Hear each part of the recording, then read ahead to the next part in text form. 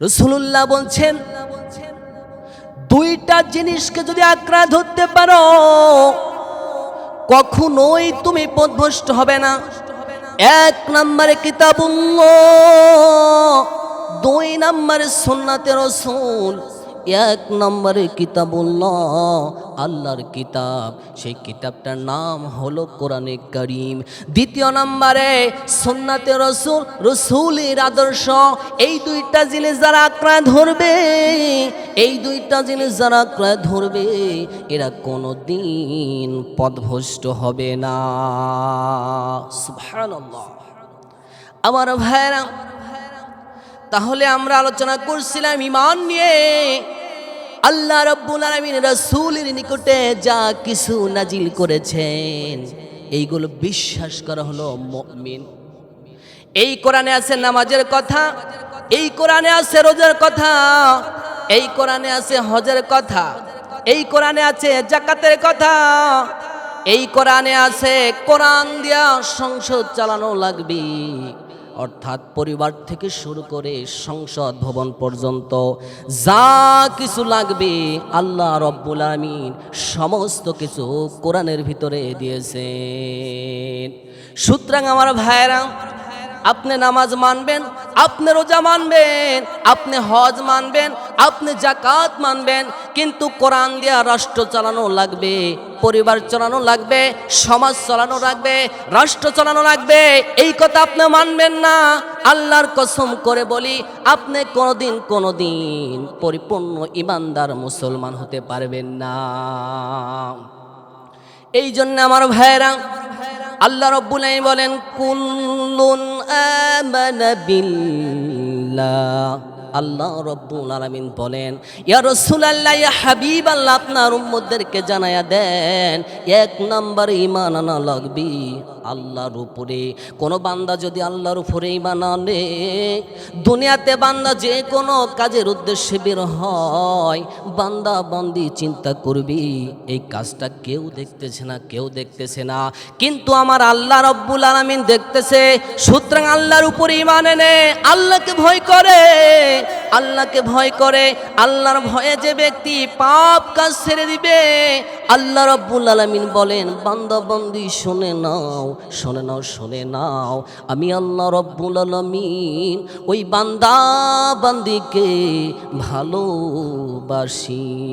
আমার ভাইরা, আমার বন্ধুগণ, আল্লাহর প্রতি ঈমান আনা লাগবে। আল্লাহর প্রতি ঈমান এনে আল্লাহর ভয় ভিতরে রেখে আপনি যদি চলাফেরা করতে পারেন, দুনিয়ার জমিনে আল্লাহর ভয় রেখে যদি আপনি বিপদে পড়েন, আল্লাহর কসম করে বলি, আল্লাহ রাব্বুল আলামিন ফেরেশতা দিয়ে আপনারে উদ্ধার করবেন।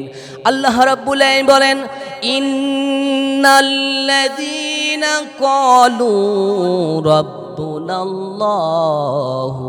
থুম্মা ইসতাকামু তাতানাজ্জালু আলাইহিমুল মালাইকা। আল্লাহ রাব্বুল আলামিন বলেন, ইন্নাল্লাযীনা ক্বালু, নিশ্চয়ই যারা বলে হে আমার রব, সুম্মা ইসতাকামু তাতানাজ্জালু আলাইহিমুল মালাইকা,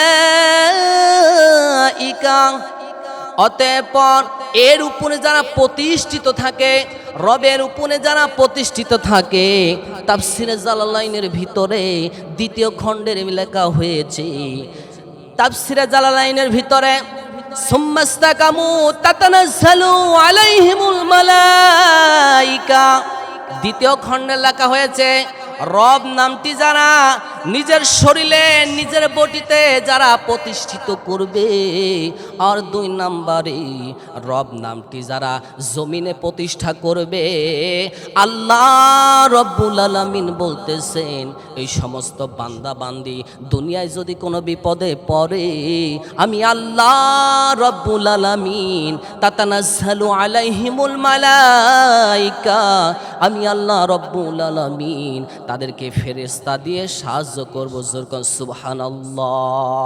আমার ভাইরা, আমার বন্ধুগণ, আল্লাহর প্রতি ঈমান আনা, রাসূলের প্রতি ঈমান আনা।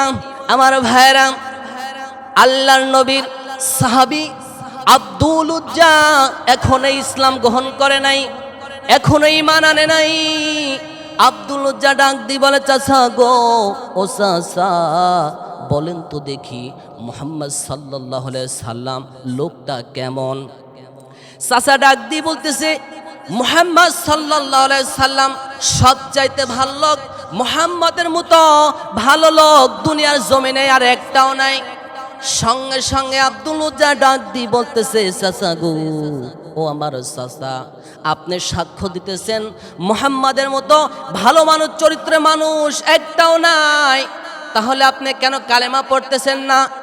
চাচা ডাক দি বলতেছে, ভাতিজা রে, মুহাম্মদ সব চাইতে ভালো মানুষ, কিন্তু যদি মুহাম্মাদের কালেমা পড়ি, আল্লাহর উপরে যদি ঈমান আনি, মুহাম্মাদের উপরে যদি ঈমান আনি, আমাদের বাপ দাদার ধর্ম টিকবে না, বাপ দাদার ধর্ম টিকবে না, যার কারণে ঈমান আনতে পারবো না। বন্ধুরা রে, আব্দুল উজ্জা ডাক দি কই, চাচা গো, আমি ভেবেছিলাম আপনি আগে কালেমা পড়বেন, কিন্তু আপনি কালেমা পড়বেন না।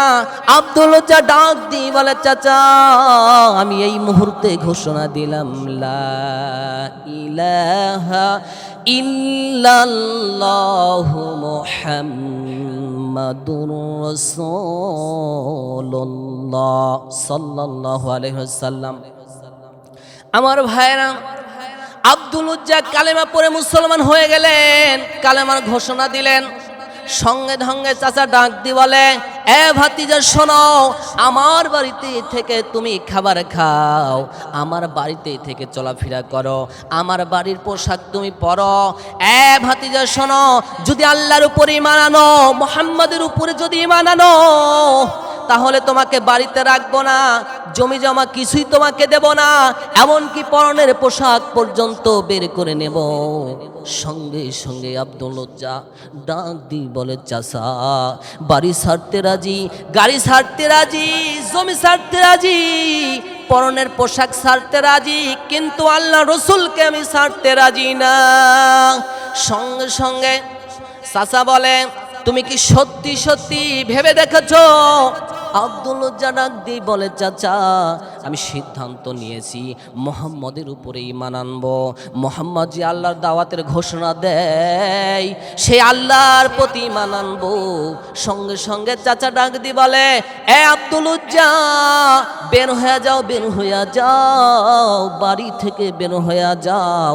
ও বন্ধুগণ, ঈমান আনার কারণে আব্দুল উজ্জার উপরে বিপদ চেপে এসেছে।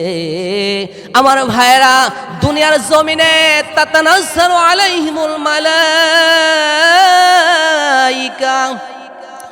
তাতানাজ্জালু আলাইহিমুল মালাইকা, আল্লাহ রাব্বুল আমিন রহমতের ফেরেশতা দিয়া তাকে সাহায্য সহযোগিতা করেছেন। ঠিক দুনিয়ার জমিনে আল্লামা দেলোয়ার হোসেন সাঈদী ঈমান আনার কারণে বাতিলরা তাকে টার্গেট নিয়েছেন, শেষ পর্যন্ত তাকে ইনজেকশন দিয়ে হত্যা করেছেন। কতক্ষণ ঠিক কিনা? শুধু তাই না আমার ভাইয়েরা, আমির হামজা ঈমান আনার কারণে একটা বছর নয়, 2টা বছর নয়, প্রায় 3টা বছর আমির হামজাকে জেলে দেওয়া হয়েছে। আমার ভাইয়েরা, মতিউর রহমান নিজামী সহ অসংখ্য আলেমকে হত্যা করা হয়েছে। কারণ হলো একটা, আল্লাহর প্রতি ঈমান। আল্লাহর প্রতি ঈমান আনার কারণে তাদেরকে হত্যা করা হয়েছে। আমার ভাইয়েরা, শুধু তাই নয়, তারা যেমন পরিবার ছেড়েছে, বাড়ি ছেড়ে দিয়েছে, গাড়ি ছেড়ে দিয়েছে, সংসার যেমন ছেড়ে দিয়েছে, শুধু আল্লাহকে পাওয়ার উদ্দেশ্যে আমরাও কিন্তু ইসলামী আন্দোলন ছাড়তে রাজি নাই, বাড়ি ছাড়তে রাজি আছি, গাড়ি ছাড়তে রাজি আছি, মা বাবা ছাড়তে রাজি আছি, সন্তানকে এতিম করতে রাজি আছি, তারপরে আল্লাহর ঈমান থেকে দূরে সরে যাব না। কতক্ষণ ঠিক কিনা?